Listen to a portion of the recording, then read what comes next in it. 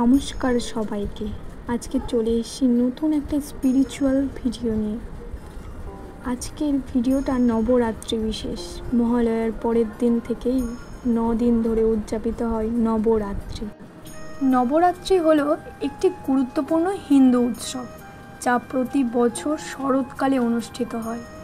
এটি 9 দিন ও 9 রাত ধরে পালিত হয় এবং এই সময় দেবী দুর্গার 9টি রূপকে পূজা করা হয়। এই উৎসবের মূল লক্ষ্য অশুভ শক্তির উপর শুভ শক্তির জয়কে উদযাপন করা। নবরাত্রির ইতিহাসের পেছনে 2টি প্রধান পৌরাণিক প্রচলিত আছে। একটি হলো মহিষাসুর বধের কাহিনী, এটিই তোমাদের আজকে শোনাবো আমি। এটি নবরাত্রির সবচেয়ে জনপ্রিয় ও প্রচলিত কাহিনী। অসুর মহিষাসুর কঠোর তপস্যার মাধ্যমে ব্রহ্মার কাছে থেকে বর লাভ করে, অমরত্বের বর লাভ করে।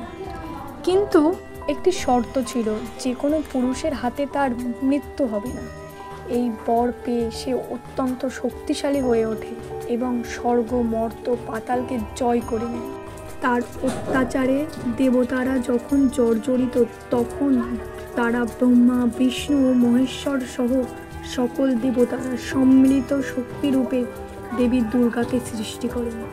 দেবী দুর্গা মহিষাসুরের সঙ্গে টানা 9 দিন ধরে যুদ্ধ করেন এবং দশমীর দিন তাকে বধ করেন। এই দশমীর দিনটি বিজয়া দশমী নামে পরিচিত। নবরাত্রি এই 9 দিনের যুদ্ধের প্রতীক, যেখানে অশুভ শক্তির উপর শুভ শক্তির বিজয়কে স্মরণ করা হয়। শুভ নবরাত্রি।